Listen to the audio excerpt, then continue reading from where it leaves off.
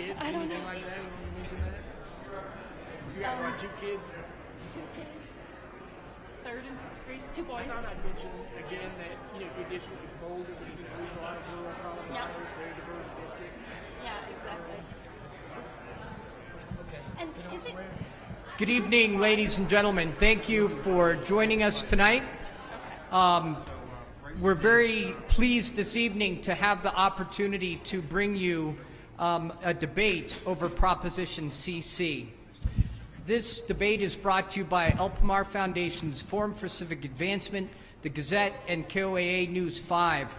The Forum, since 2002, has been bringing programs such as this to the community because we're designed to support and engage those who are interested in the civic health of the Pikes Peak region. We're thankful to our partners this evening, one of whom is with us, both of whom are with us this evening. Evan Pappas, President of KOAA News 5. Please join me in thanking him. And editor of the Gazette, Vince Bizdek. Thank you. Our moderators this evening are Joy Bunch, Senior Correspondent and Deputy Managing Editor for Colorado Politics and regular contributor to the Gazette, and Andy Cohen, reporter and anchor for KOAA News 5. With that, I will hand the evening over to our moderators. Please enjoy this civic debate.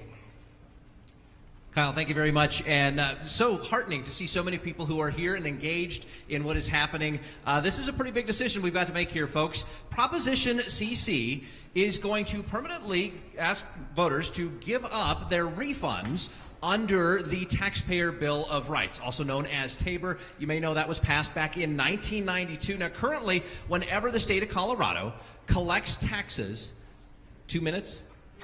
2:30. Okay.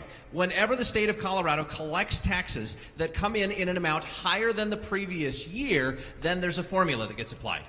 Population growth plus inflation, anything above that is supposed to be refunded to the voters. Now, we've hit that TABOR growth limit 9 times in the past 26 years, and it's looking like we're going to do it again this year. In fact, under the current estimates right now in September, because the year hasn't ended, we're looking at an average refund for every voter in Colorado of around $38. Now, in exchange for having that money, what the lawmakers have pledged to do is to split it up into 3 different areas: to increase funding for transportation projects, increase funding through K through 12 schools, and increase funding as well for the higher education, colleges and universities.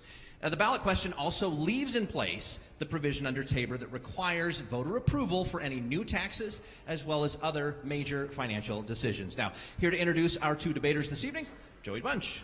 Well, it's a big honor for me to be here in front of you, and it's a big honor for me to introduce these 2 distinguished individuals. I'm very fond of both of them. On my left is Casey Becker. She's the House Speaker, and I'm going to tell you, she's from Boulder, but her district is very diverse and very interesting. It's very rural, in addition to being Boulder.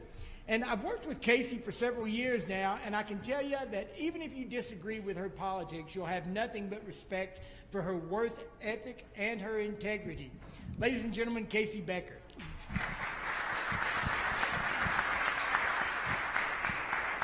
And on my right is another good friend of mine, Michael Fields. He's the executive director of the conservative advocacy organization, Colorado Rising Action. Before that, he was a state leader for Americans for Prosperity, as well as being one of their national officials.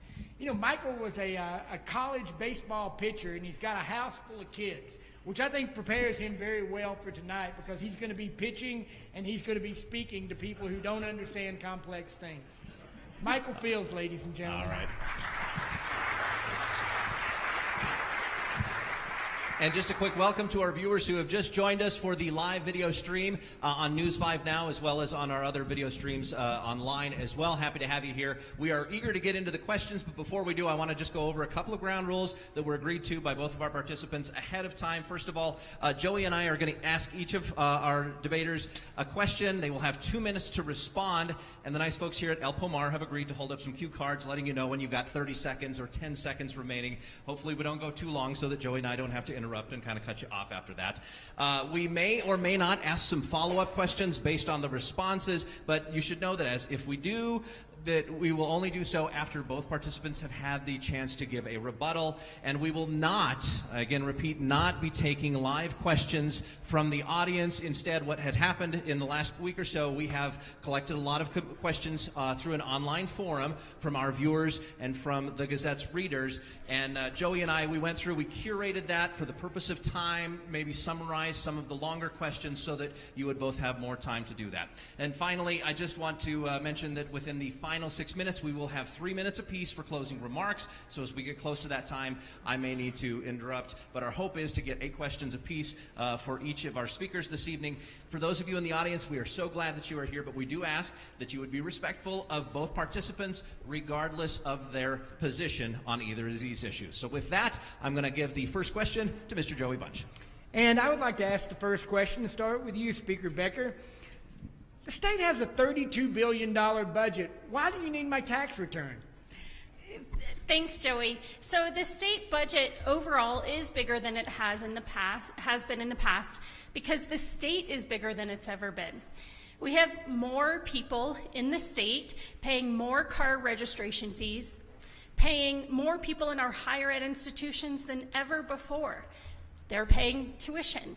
That brings in revenue to the state. We also have an aging baby boomer population that is bringing in more Medicaid dollars, requiring more Medicaid dollars, and those dollars come from the federal government and are earmarked for Medicaid.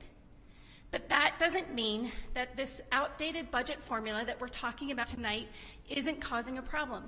It is because it prevents our general fund revenue from growing. And general fund is where we are paying for K-12 and higher ed and increasingly transportation. So the additional money that's coming in to the state from the federal government is earmarked. The state's budget is high because more people are paying tuition and more people are paying, for instance, car registration fees. But it's not enough to keep up with the demands that we have in this state.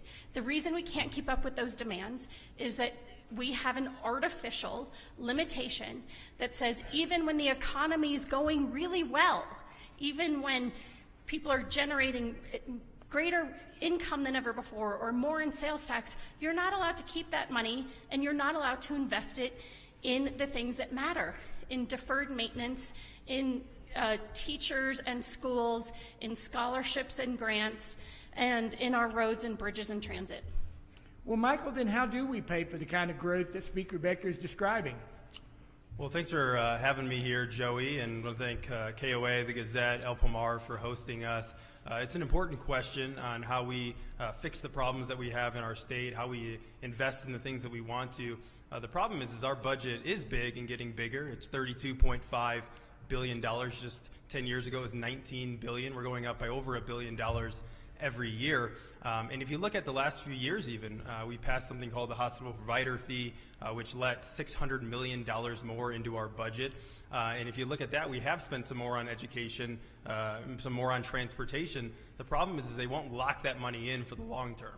Right? They say we don't have enough money to fix our roads, to put more money into education, but it is there. We just have to commit those dollars to the priorities that we need. If you look at polling across the state, people want our transportation infrastructure fixed. They want roads fixed. They also want teachers to get paid more. The problem is that too much of our education dollars aren't going in to the classroom, aren't going to teachers. Our education budget since 1990 is up 20% adjusted for inflation. Teacher pay is down 20% during that same time. We need to get more money into classrooms, into the priorities that we want as a state. I care a lot about the future of this state and agree with the problems. I don't think Prop CC fixes any of that. You can't put Prop CC money towards teacher pay. It cannot go to teacher pay, base pay, and that is a big problem. It also can't go to bonding for roads. You can't, if you don't know how much money you're going to get each year, you can't bond that money for roads. And so this does not fix the problem. We have to prioritize the big budget that we have in order to fix those problems. All right, thank you both. And I want to thank Hannah Grace, who's been holding up the time cards there. If you guys didn't see, that's where we're keeping on time tonight. So, Michael, this is sort of something you alluded to your last answer, but how will education and transportation Are they going to see a net benefit, as you understand it, with the way this proposition is written? What's to stop future legislatures from taking money away from elsewhere, as they've done in the past, once this new revenue stream is available? We have no idea how, there's no guarantee that this money is going to go towards the things that they said: transportation, education, higher education. And you look at the past, it's true. When Ref C passed, they have this nice chart that shows where all the Ref C money went. Well, that money substituted for the money they were already spending there, right? So the net gain wasn't there, and I fear that would happen again. And the problem with this is that it's permanent, right? This isn't a 5-year timeout like Ref C was. This would be forever taking your tax refunds from Tabor. And so I do have a problem with the fact that it is a blank check. It's a statute, not an amendment. Therefore, the statute could be changed next year by the legislature, or when the speaker's gone, the next speaker could come in and totally change where that money's going to go. The speaker said that we cannot bind the hands of future legislators, but they want to bind the hands of future taxpayers forever by taking away our Tabor tax refund. So I think that is the biggest problem, and it's why you see a lot of editorial boards across the state saying there is a fundamental problem with the fact that this is a blank check. We don't know the specifics on where this would go. There's no guarantee on where it would go, and I think that's a huge problem with it. Okay, Speaker Becker, I know that you were instrumental in helping to write this. Your thoughts? I mean, is the legislature going to be able to play a shell game with some money here and switch it from one account once there's another revenue stream coming in? Thanks, Andy. So when Ref C passed in 2005, we immediately entered a big recession. There wasn't new money like folks had helped after Ref C passed because our budget tanked because of a recession. So it's not that money didn't go where it was supposed to. It went exactly where it was supposed to. It's just that there wasn't as much in the budget. This bill says exactly where the money's going to be going. In fact, it does something one step further than Ref C. Ref C just said it can go to all the things that the general fund pays for. We say it's limited to 3 things, and it has to be a third, a third, a third. And we say it has to supplement, and it can't supplant existing funding. So other than putting it in statute and asking voters, I don't know, and requiring that there be an annual audit done by a third party, I don't know, and having complete transparency on all of it, I don't know how much more we can do than that. Any ballot measure that you all approve becomes law. This is a ballot measure just like any other, and it will become law. And the law is specific about where it would go. So I think that that entire argument is a red herring. It's not true that Ref C money didn't go where it was supposed to. It went exactly where it was supposed to. You can go online and find exactly where it went. And what we're saying is in statute, and it will be approved by voters. Well, Speaker Becker, Tabor has stood the test of time, both in the courts and the court of public opinion. Is this a historic assault on Tabor? This is not an assault on Tabor, because Tabor says we are creating a cap in law, but you, local governments, school districts, special districts, state, are allowed to go to the voters and ask to remove that cap. So we are not amending Tabor. We are not attacking Tabor. We are doing exactly what Tabor tells us we can do, which is remove a cap if voters approve it. We are asking for voter approval. That's the essence of Tabor, is go ask voters, and that's what we're doing. So we're actually implementing Tabor. We are not amending it. Well, Michael, you hear what the Speaker says. Tabor allows for this. So isn't this what Tabor was created to do? Sure. I think the question here is, why is the ballot language the way it is, right? It doesn't mention Tabor. It doesn't mention the Taxpayers' Bill of Rights. It doesn't mention refunds. It doesn't say permanent in there. They're trying to hide the ball on this because they are going after Tabor. Look, it is a first step. And if you read an article last week, the Colorado Sun wrote, you had supporters, representatives of Prop CC saying this is a rehearsal for future efforts, right? They said that this is something that is a first step to larger things. And we know what those larger things are because they are trying to repeal Tabor on the ballot. And so I think they know how popular the Taxpayer Bill of Rights is. If they said that in this ballot issue, I think that it wouldn't do very well. But also this argument that why don't we just put it on the ballot, right? It's just put it on the ballot. That's what Tabor asked. You never hear that argument when it's something they don't want, right? It's only a tax increase that they say, put it on the ballot, we need to vote on it. The governor wants to do a 3 to 5% tax cut. The head of the government here wants to do a tax cut, and the legislature's blocking that by not going to put it on the ballot because they don't want that question asked to voters because they know how it would turn out. This can't be a one-way street when it comes to asking voters if that's going to be the argument. But there's no doubt that it is an assault on Tabor. This is the first step. The money that's coming in, the millions of dollars that's already coming in, is because of that. Speaker Becker, a rebuttal? Sure. 80% of counties have already done this. 84% of cities have already done this. 96% of school districts in our state have already done this. None of those were assaults on Tabor. This is not an assault on Tabor. I think that there are people in Colorado that are frustrated with these artificial handcuffs that limit the ability of our state to make critical investments. I think there are people that don't like that. I think that's true. That's not what we proposed in this legislation to repeal Tabor. And what the public decides to do about Tabor is what the public decides to do. I can tell you any change to Tabor will go to voters, and voters will have a chance to weigh in then. Okay. Well, Mr. Fields, did you want to respond to Well, what just the speaker very said? quickly, I mean, there are representatives who are going on debates, going to forums, saying this is the first step. I think we need to listen to the people who are pushing it and the people who are spending money heavily to say that we need to repeal Tabor. I think when you look at it, the local discussion, I would trust my locality, and I think people do a lot more than they do the state. The localities are more accountable. They're closer to the people. The state has shown time and time again that they'll say one thing and do another, and I think that's where voters are looking at. This is why debrucing is different when it comes to the state budget instead of local budget. And they aren't artificial. This isn't artificial. Voters approved this in 1992 on the ballot to make this formula population plus inflation. It's not an artificial formula at all. Okay. Well, Speaker Becker, why not pursue a full repeal of the Taxpayers' Bill of Rights? Well, I think that there are a lot of people having that conversation.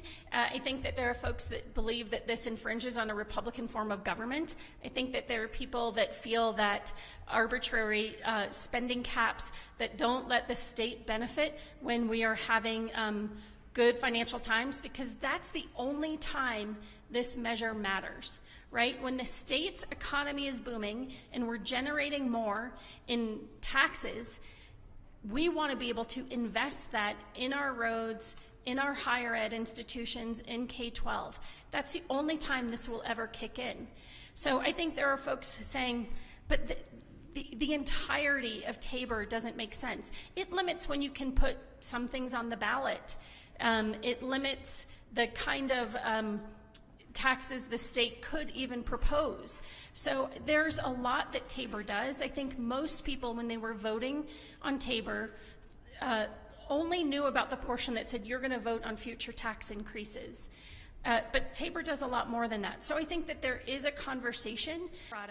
When times are good, use the additional revenue that's generated without raising taxes and invest it in roads, bridges, and transit, and education.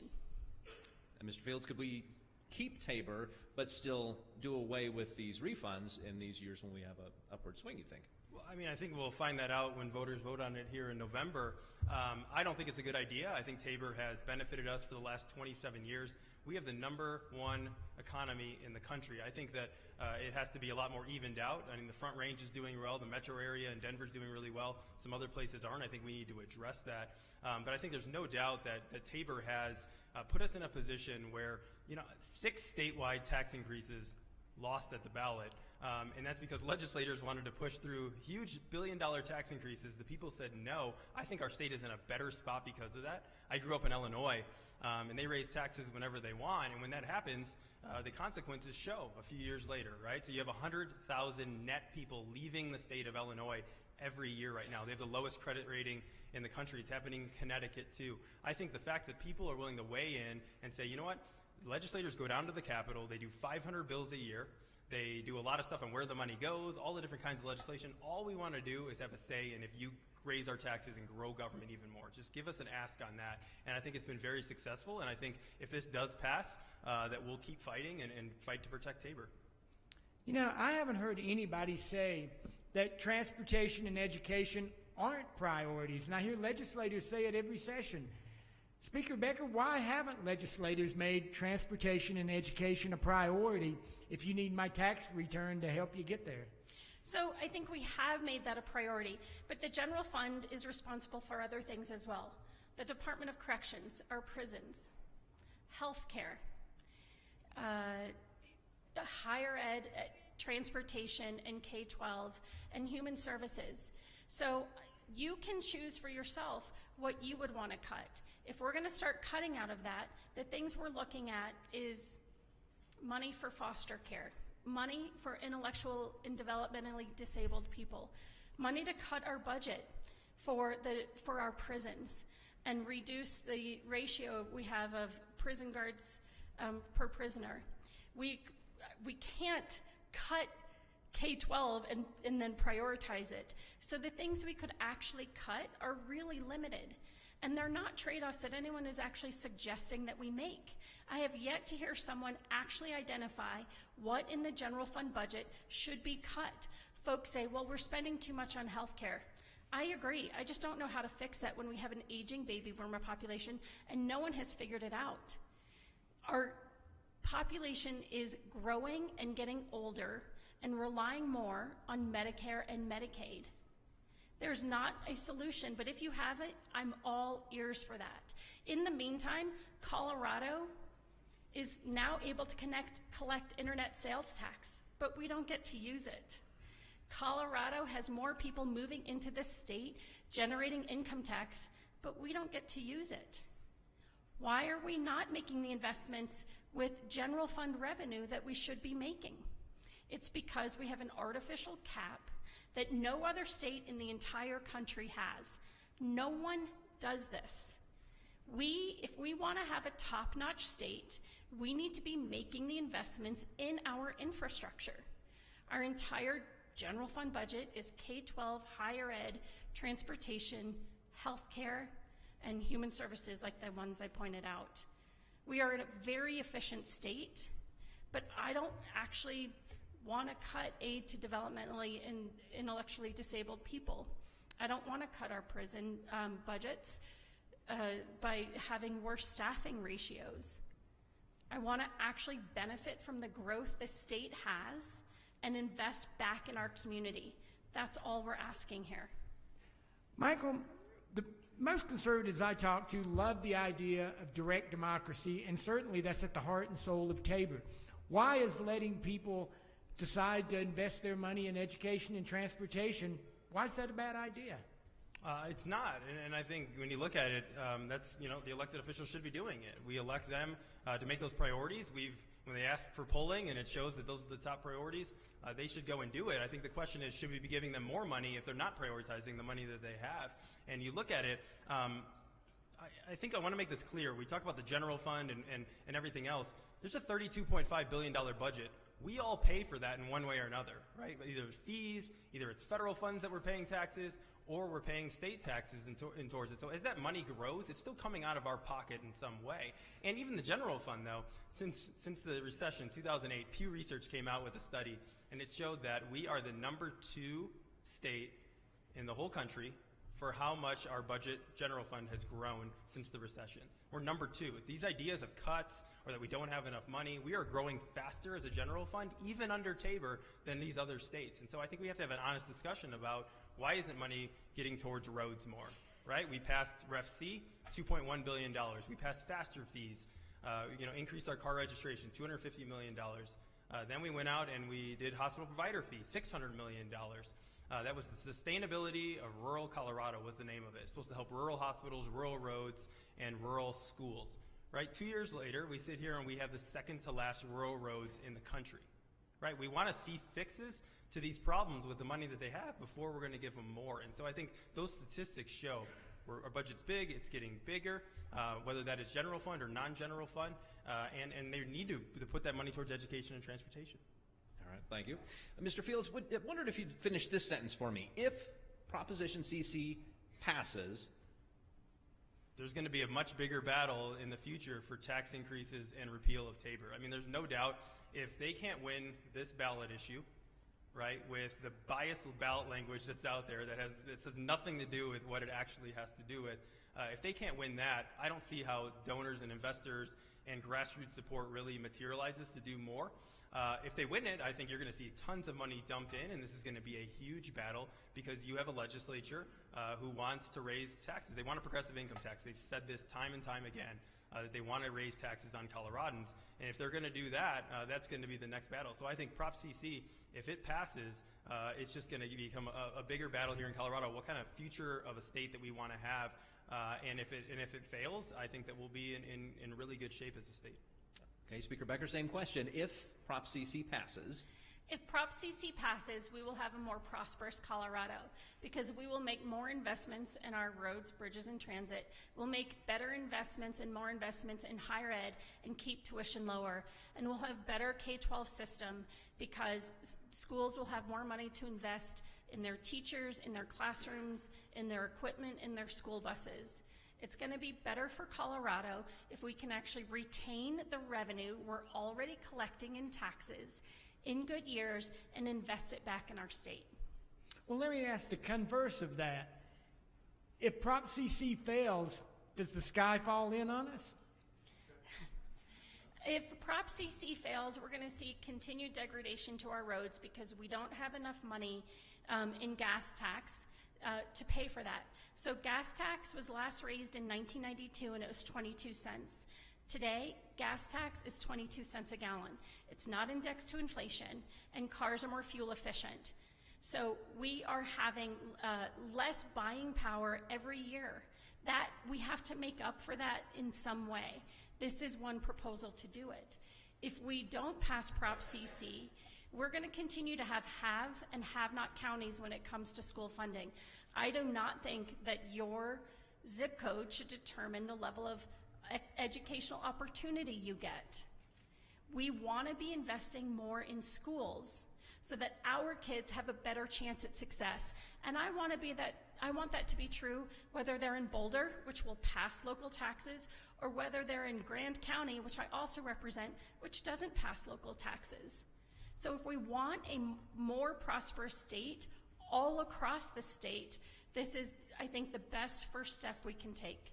Well, let me ask a follow-up to you, Speaker Becker, before I get to you, Michael.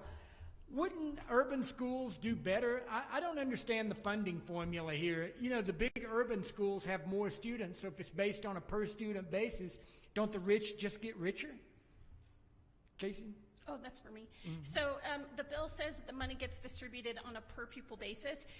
It doesn't say it has to be equal across all school districts. So all of our school funding does happen on a per-pupil basis, but from school district to school district, it actually is different depending on the particular factors in that school district. So I think that more investment in schools is going to be more prosperous schools wherever that goes. But no, I don't think if you want to address inequities, raising the tide for everyone is one way to do that. Well, Michael, if Prop CC fails, is that a victory for truth, justice, and the American way? I mean, explain this to me. I think it'll do a few things. One, and I want to address the education discussion on this. I'm a former teacher. I taught 4th and 6th grade. Care a lot about what teachers are going through, the tough teacher pay scales that they have, how they have a hard time living in some of the communities that they're in. I think we have to address that. The problem is Prop CC puts more money into a system, potentially, if it goes to where they say, it puts more money into a system that is unfair and unequal to start with. All it does is pile on that process. There are certain school districts in this state that are getting the short end of the stick, a lot of them in rural Colorado, who don't get the same amount of benefits from the state that some of these richer districts do. And so I think that has to fundamentally change. Putting more money into the system doesn't do that. I also think it would force a conversation about how much money is going to administrative costs. If you remember Denver Public Schools last year, an article came out that said they're spending way too much on administrative costs, and there was a backlash from teachers. And I think that discussion has to happen on the local level and on the state level to say where's money going? How can we get more into the classroom? Only 54% of the money we spend on education gets to instruction. Next door in Nebraska, it's 65%. We can do a lot better job on that. But I think it would also force a discussion about bonding for roads, right? The money's there because of hospital provider fee. all we have to do is lock that money in the long term. And so I think it'll force discussions that have to happen, fixes that have to happen. And so I think it's a very positive thing if this goes down, because we'll start prioritizing our budget. Okay. So, I'm rebuttal? sorry, Andy, may I respond to that? How much your own school district is paying for admin costs versus anything else is a decision made by your local school district. The state does not mandate specific funding in specific areas. All decisions about school funding are made at the local level. If you're not happy about that, talk to your school board. But we would not have wanted to fix the school funding formula, which does need addressing in this. This is not a bill to fix all things for all people at all times. The school funding formula, I think, does have mistakes in it, but it's hard to fix because anytime you change it, you're going to be taking money away from schools and giving it to other schools, and it's a zero-sum game. So I think I would love to work with Michael and anyone else. There are legislators here in the audience who are working very actively and for many years to fix how money gets distributed across the state and the factors and things like that. There are things about that need to be fixed. But if you don't, if you think there's too much going for administrative costs in your school district, you need to talk to your school board. In the meantime, we can do a lot to help schools all over and not create such huge disparities from one location to another by passing Prop CC. Okay. Michael, a response to the rebuttal? Just briefly, I think this is where leadership comes into play. And you say, you know what, if we know that there are problems with the funding formula, we know it's unfair to certain schools, we're going to step up and fix that funding formula without saying we have to increase taxes in order to do it. Then people might have more faith in the system to say, you know what, they're fixing real problems. Schools are suffering because of it, especially in rural Colorado. I don't think that they deserve to sit here and wait for a discussion about tax increases when they're not getting a good deal. And so I think that's where leadership comes in, and then people will have more faith in the system once it is, in putting more money in the system potentially, if it's a fair system. I'm all for leadership and addressing our school funding formula. It just isn't going to happen in this. If you want to fix everything in this one measure, then you're really not. We do not want to fix all things in one bill. That's not the way the legislature works. In fact, there's a constitutional amendment that prohibits that. It's called the single subject rule. We're fixing one thing at a time. I agree with Michael. Let's fix the school funding formula. In the meantime, we can make our schools all over better by just being able to keep the taxes we're already already collecting, and invest them where we need them most. Okay. Well, that kind of opens up this next question on how will the money be spent. And Michael, I'm going to start with you, but you've characterized this as a blank check. How so? I mean, the money is determined by the Tabor formula. So basically, the money will go out a third is what it says. But as I mentioned earlier, it's a statute. And, our Tabor tax refunds will be taken forever. And I don't know who legislators will be 20 years from now. I don't know 5 years from now who they'll be. But they could go in at any point and say, we're going to move this money somewhere else, and we don't have a say in that process. They can change the statute, but they can also just, take the money and spend it somewhere else, and then say that, we're going to cut the normal general fund budget for that item. It's fungible. This is what happened with Ref C, especially with higher education. It's why former Senator Hank Brown, who was a big supporter of Ref C with Bill Owens at the time, they're looking at Prop CC, here some years later and saying this is a bad idea because basically that money didn't go where they said that it was going to go. And so I think that's the fear, is that knowing that it's a statute, knowing that legislators are in charge of this money ultimately, and they can make this audit look however they want to make it look. What we want to see is, what are the total funds going to this? Is this money going to be on top of other things, or are we going to continue to do what we've been doing and spend it elsewhere and then say we need another tax increase? We told you this wasn't quite it. Now we got to go back and raise taxes even more. So I think that's the fear, is this is a blank check, and it's why several editorial boards recently came out and said, why would we give them a blank check? Go back, try again. This is not the right process. Okay, well, Speaker Becker, on the topic of how the money will be spent, I mean, Mayor John Suthers has said that passing Tabor exemptions here in Colorado Springs has required telling people specifics on where the money would go. So why is Prop CC so vague with this respect? Prop CC isn't vague. I mean, just because he says that doesn't mean it's actually true. It's actually very specific in how the money gets distributed. And I think it's disingenuous to say you have to go to voters, but if voters approve it, it's still not good enough. So we are doing exactly what the law says. We are very specific. I think it doesn't matter what we would have said in it. They would have said it's a blank check because they don't really have any other way to attack it when this is just a common sense proposal to say the taxes that are generated because our state population and because our state economy are booming, let's actually invest that in the state. But the bill is very specific in how the money gets spent. It is in law and it will be voter approved, like the other ballot measures that voters have passed that if it's an increase in the cigarette tax, that money it's just the same. This is not any different. I do not think it is right to put formulas in the Constitution. That's not what our Constitution is there for. We have formulas in our Constitution right now, and it's part of what exactly created this problem. There are many people in this room who are actually wanting to change Gallagher because it put a formula in the Constitution that is actually shifting more and more of our local property taxes onto business. So you can have that argument. At the end of the day, we should not be putting formulas in the Constitution. A voter-approved ballot measure that is specific, voters are going to say how this money is spent, and the legislature is going to be held accountable through an independent audit and through the legislative process about how it's spent. There's just no other way to do this, and proposing a constitutional amendment just creates a higher hurdle and creates problems down the road. That's not what we want to do. We are actually trying to fix the state problems, not create new ones. I'm sorry to cut you off, but I want to ask you a follow-up question and allow Michael a rebuttal. Now, we know that a third of the money is going to go to K-12 schools, a third is going to go to higher ed, and a third is going to go to transportation. But let's just take K-12 schools. Where does it go once it goes to the school districts?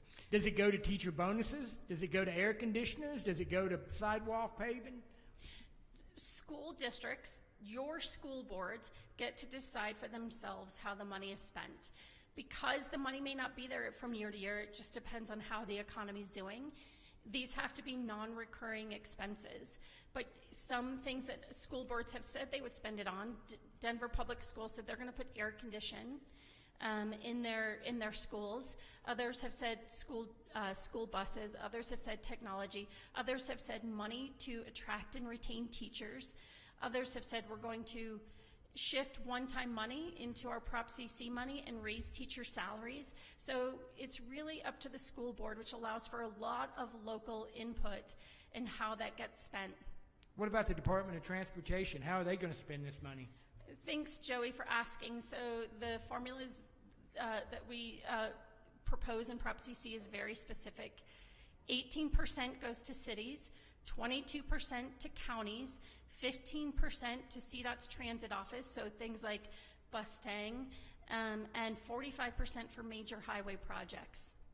Well, Michael, what's your take on all that? Well, one thing, I think Mayor Southers is right in that the issues that pass are local, specific, and sunset, and this is none of those things. I think the biggest problem that a lot of us have with this is looking at the ballot language, right, and saying the legislature passes the ballot language, they want the money, they pass the ballot language, there's no check on that, right? If you or I go and try to put something on the ballot, we got to go through the title board, and the title board says you can say this and you can't say that. Well, this ballot language starts out with without raising taxes.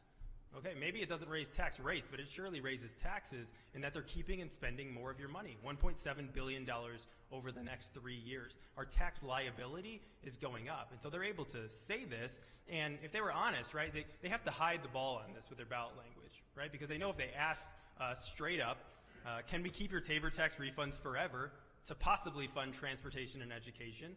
The answer would be no. And so I don't have a problem with voters weighing in. I just want them to weigh in with correct information in a process that the legislature, is using a biased process in order to get this on the ballot and to take that money from us. So let's talk about correct information, because it's not $1.7 billion over the next 3 years. That's what the governor we has. only have a forecast for 2 years out. This would start in the next budget year, and that's less than $600 million. There's no one actually who's forecast beyond that. What you're doing is talking about the Tabor refunds that are going to happen this year, and this bill doesn't cover that. Nope. So $600 million over the next 2 years, and that equals about $38 per person per year. It's not a lot of money. It's the cost of a cup of coffee a month. $38, but we can, and it's not going to solve everything, but we can make a dent. Michael, you seem to agree. Well, I just disagree with that. The governor put out stats last week or the week before. Talks about $428 million that we will get in refunds this year. That is what we will get back. And that's not counted in this ballot. The ballot language talks about next year, right, is when it starts, and it goes 3 more years. The governor projected those 3 years in his, when they released it, and it said $1.7 billion is not counting this year. So that is the projection that the governor, the Democratic governor here, is saying that will come back in refunds, $1.7 billion. Okay. Well, Michael, I want to ask you the next question. Has Tabor outlived its usefulness in Colorado government, given there have been a large number of school districts especially that have held elections to essentially, I think the nickname is debrucing, but they say we're not going to, abide by the revenue caps from here on out? No, I don't think that Tabor has, met its time. You look at it, we do have the #1 economy in the country right now, and I think we need to keep that up. I think a big part of it is because they can't raise taxes whenever they want. I think localities have decided to do this, and that's up to them, and they can make that decision. I think the state is a much different entity, and we need to have that discussion, which we are right now. But I think when you look at it, Tabor has done a lot of good things for us, but the legislature is going around it anyway, right? It used to be that 1/3 of the budget was outside of Tabor. Now 2/3 of the budget are outside of Tabor. And when you look at the legislature, this is the only check we have on 1/3 of the budget. There was a Colorado Sun article that came out a couple weeks ago that said the legislature has already overspent next year's budget by $100 million. Right, so they've overspent. So all these promises they're making about where this money is going to go, 40% of that money is already doled out to something else right now. And I think having that conversation of, you know what, can we keep that check on population plus inflation for 1/3 of the budget isn't asking for a lot right now. And I think that overall discussion about Tabor is a great one to have. Okay, well, Speaker Becker, would you like to address the question, or would you like to rebut Mr. Fields' answer here? So this is only 1/3 of the budget, but it's 1/3 of the budget that pays for K-12 and higher ed. And it's becoming the 1/3 of the budget that increasingly covers transportation. So you're right that there's more money coming into the state from the federal government for Medicaid. I think that that's a help to our seniors. I don't think seniors want to see Medicaid go away. But when we're talking about what the general fund funds, and we're talking about schools, higher ed, transportation, and as I mentioned, it also covers prisons and human services. We're tackling a piece of that. And these are things that if you want to have a prosperous state, you need to be investing in. This is, like I said, about $37 per person per year over the next 2 years to make some significant but small good starts in addressing some of our most needy parts of the budget. But we cannot take those Medicaid dollars, and we do not want to take those Medicaid dollars and start funding it, using it in violation of federal law on K-12. That's where our budget's been growing. And again, there's more spent on Medicaid now than ever before. Okay. But that's because we've got an aging baby boomer population. Michael, rebuttal? Okay. No? Okay. Very good. Well, in that case, Speaker, did you have a thought on the question of whether or not Tabor, Colorado, has it outlived its usefulness with respect to how we govern ourselves here in the state of Colorado? So we are proposing addressing one aspect of Tabor, which says we are creating an artificial, and I think it's an outdated budget formula, but we're going to address that one piece of Tabor here that says go to voters. And if you're having a prosperous time and you're generating more in revenue, ask voters if you can keep it. That's what we're doing. Because I think Colorado's booming population, I think that more and more people are actually moving to Colorado, driving on our roads, buying our goods. The internet sales tax that we should collect should actually be a boom to the state. Growth is not paying its own way because Tabor prevents it. All that growth that's happening in Colorado right now isn't actually benefiting our state budget. Now, we're not going to close the doors. We're not going to close the borders to Colorado so that new businesses and new people don't move here. We're glad that people are making more money. We just want that to end up in a benefit to the state. We want the growth that Colorado's experiencing to actually benefit our schools and our roads. All right, well, I've got good news. We've actually made it through 8 questions, and beyond that, we've got time for just a couple more before we move into our closing statement. So, Joey, I'm going to invite you back up for another question. Well, you know, Colorado is the only state that does Tabor. If Tabor's so awesome, Michael, why haven't other states followed us? Well, I mean, we're #1 economy in the country too. So whenever people bring that up and say, you know, Colorado's the only one that did this, I'd say, yeah, and I think it has a lot to do with why we are where we are. I think it's a common thing across the country that legislators like to spend money, regardless of their political party, and I don't think they like to give up that ability to raise taxes whenever they want. And so I think other states, they do have some spending caps, and you know, some legislatures have to do a 2/3 to raise taxes. There's other things that are similar. I think that they should take up what we do here, and I think it's been very beneficial to us. So I think the fact that nobody else has done it, I think maybe it's just a bad kept secret, but I think they should, and I think it's benefited us. Well, Casey, let me ask you the question just a little bit differently. If Tabor is such a problem, why haven't the voters gotten rid of it already? And why have other states not followed us? Well, we haven't been asking voters to get rid of it, and we're not asking voters here to get rid of it. So, and the legislature's not going to be doing that next year either. That's not what we're doing. We're doing what, as I mentioned, 96% of school districts have already done, and 80% of counties have already done, and 84% of cities have already done. Folks are trying to confuse the issue and make this about voting on taxes. That's not what we're doing here. We're not taking that away. That is not something the legislature is proposing. That's not this ballot measure. We're not amending Tabor. We're not repealing Tabor. We're saying Tabor creates an artificial, outdated, unnecessary, unproductive budget cap that doesn't let the state benefit when the economy's growing, and that actually prevents the state, prevents growth from paying its own way.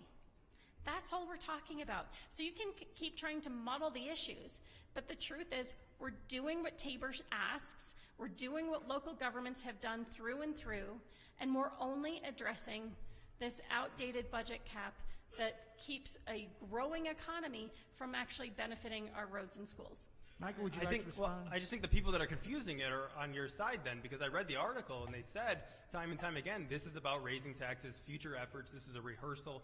And the people that are giving money are saying the exact same things at the kickoff to Yes on CC. They're saying this is just the first step. So I don't think we're confused on this at all. We know what it is. And people that are representing Yes on CC are out there doing debates and doing forums saying we're going to raise your taxes in the future. That's what's happening.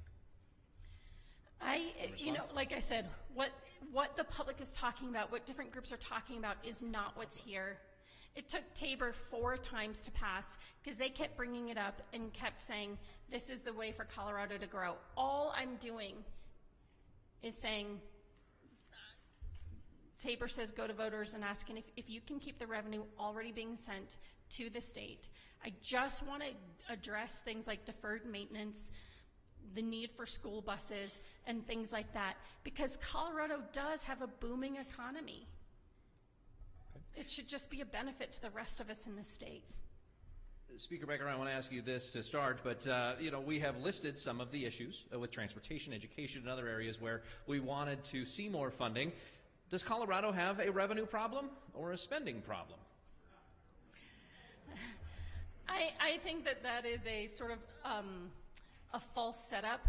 I think that we know we are not investing in the areas that we rely on the general fund to make investments in. We know that the state is $2,700 per pupil below the national average on K-12 funding. We know that Colorado's 48th in the country for per pupil investment in higher ed, 48th. We know that Colorado's almost dead last when it comes to per resident investment in roads, bridges, and transit.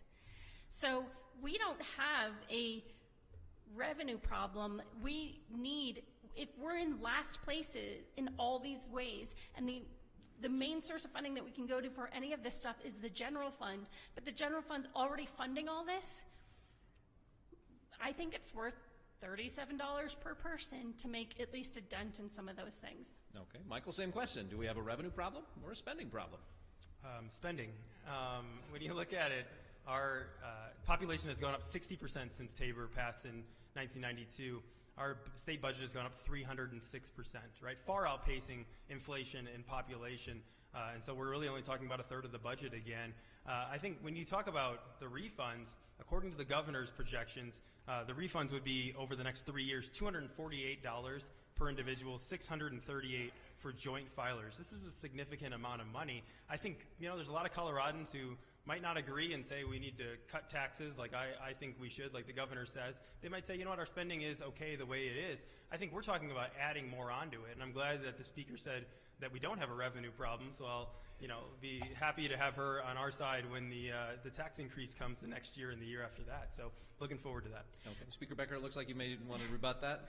Our budget is bigger because there are more people in Colorado. Like I said, paying more in tuition. Our universities are the highest level of population that we've ever had. Since 1992, there were a huge increase in landlines that paid more into our broadband fund that is helping rural broadband. There's more people buying cars in Colorado that are paying car registration fees. All of that goes into our state budget, but it's not enough to keep up with the maintenance on our roads. And like I said, the federal government's increase because we have more seniors in Colorado than ever before. They are requiring more in Medicaid dollars. So don't try and confuse the fact that there is increases in certain ways in the state budget for why we can't make the investments that we need to in K-12 and roads and higher ed, because that's not where this money's going. We need to be investing more in those things, and there are limited ways that we can do that. So yes, Colorado's economy is bigger than it ever was. Yes, there are more people in higher ed institutions paying tuition that goes to that $32 billion that we're talking about. I think those are good things that so many people want to come to our universities. But we're falling behind in our general fund, and that is not the way successful states stay successful. Okay. And Michael, did you want to respond to the rebuttal? I'm good. Okay. Well, I would like to ask a follow-up then, because what we're talking about here is sort of a matter of scale. I think some of the numbers I've seen are an anticipation of around $300 to $350 million. Well, you split that three ways. When you've got $9 billion that's spent on education and $2 billion that's spent on transportation, in terms of scale, Speaker Becker, is this going to accomplish what you're hoping for it to do in terms of increasing spending? Sure. I think it makes a dent. I think schools are saying, if they can invest even $50,000 in a new air conditioning system, even $50,000 for their school district in attracting or retaining teachers, I think, would that make a difference in your bottom line? Would that make a difference in your son's or daughter's school? Yes. Would it make a difference in terms of the local share that my city would get out of transportation? Absolutely. It makes a difference, but I don't think it solves the problem long term. I do think that we need to find revenue to be investing in these critical state resources. And Michael, a response? No, I think when you look at it, the amount of money, one, we don't know where it's going to go specifically, but two, I think for transportation, nobody likes bonding, right? Nobody wants to do that. But when you have billions of dollars of needs, I think I've talked about this and said there's about $3.5 billion in transportation needs that we could address right now. We have to bond the way that we did when T-Rex happened, when Governor Owens was governor. There's a roadmap for how you do it. They need to lock that money in as a legislature and say we're going to prioritize transportation out of our general fund and make sure that our state roads get fixed. I think they have to do it. So guess what? Tabor prevents bonding unless voters approved it. Voters were asked that last year and rejected it. Well, what I hear here is that growth is the problem. Are we doing enough to make growth pay for itself? Should we be looking at these new residents and new industries to pay more instead of leaning on the people who are already here? Speaker Becker? I think that there are a lot of different ideas out there for how to meet the state's budget needs. This is one that I think is common sense. It's small. It's a first step. I think that the state should be able to benefit from, like I mentioned, increased internet sales tax, which we weren't allowed to collect under federal law a couple years ago. I think that, like I said, more people are working in Colorado and they're generating more in income. That's generating more to the state, and we're falling behind on things. So if anyone has a different proposal, great.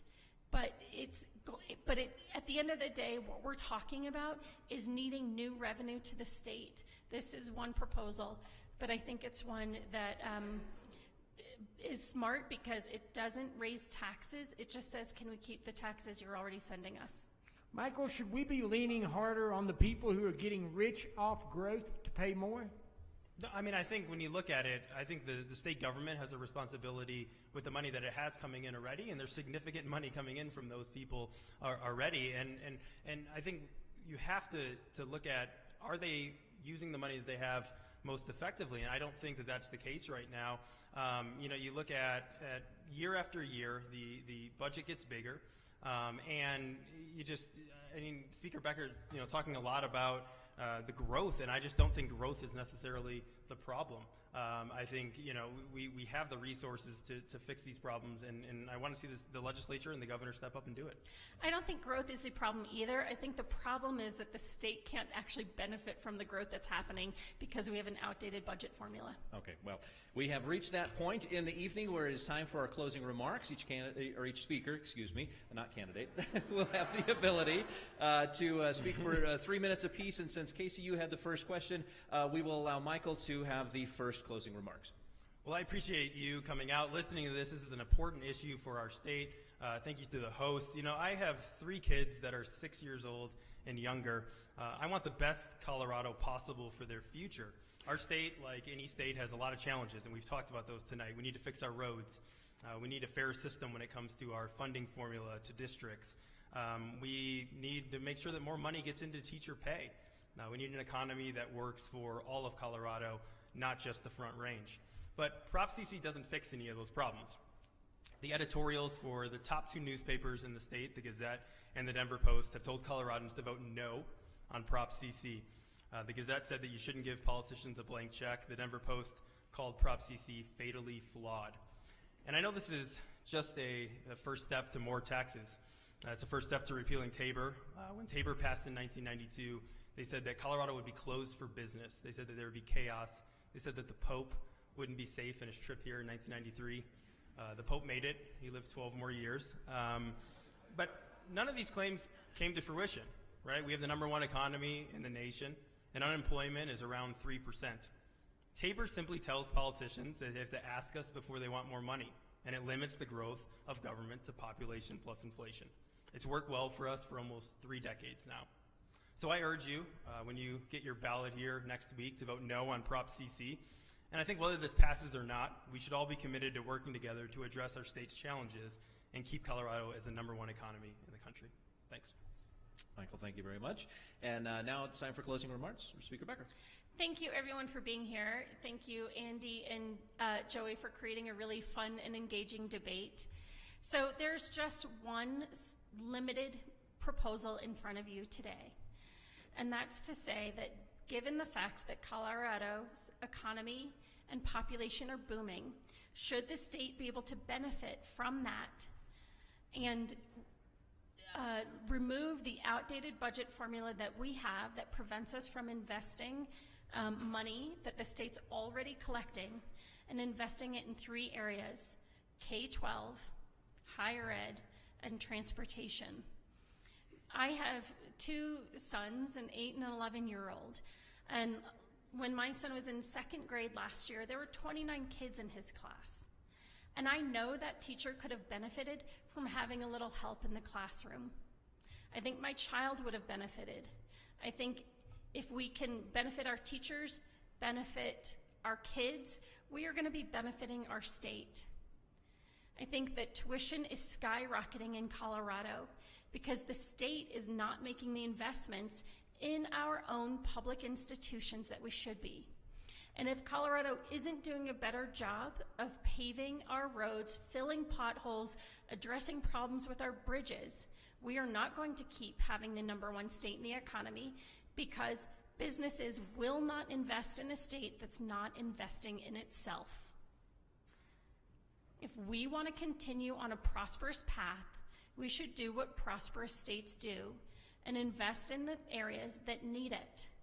But we cannot take the areas of funding that the federal government earmarks for certain populations and invest it in our roads and K-12 and higher ed.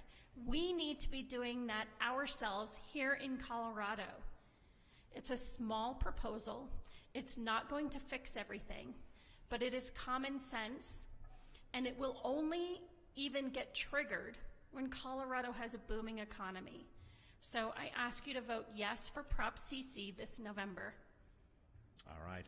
Well, thank you both, Speaker Casey Becker and Michael Fields, for being here with us this evening and informing our audience about this important issue. I know this is not one of those big presidential elections, but seeing so many people here in the audience this evening gives me hope that everybody realizes that even in odd-year elections, there are consequential items that are on the ballot, and this is certainly one of them that could have an impact on our state either way, no matter how it goes. And I understand that ballots will be put in the mail here at the end of this week, so you should be looking out for those. Every registered voter in the state of Colorado will be receiving their ballot, and make sure that you read through it and fill it out. By now you've probably received your blue books as well from the state of Colorado as well, so lots of resources to be able to help inform your decisions, and that's really why we wanted to do this evening. So on behalf of KOAA News 5 and the El Pomar Foundation, the Gazette, Joey, I'm really thankful that everybody was able to be here and to attend, and to our viewers who are watching the live stream and on News 5 now, happy to have you join us this evening. And again,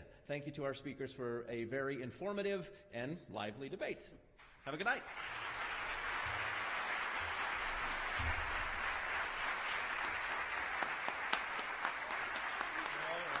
So we'll do another one.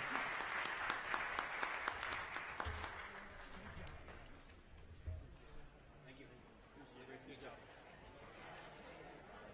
You did a great job. Thank you. Thank you, Joey. Great. It was really fun.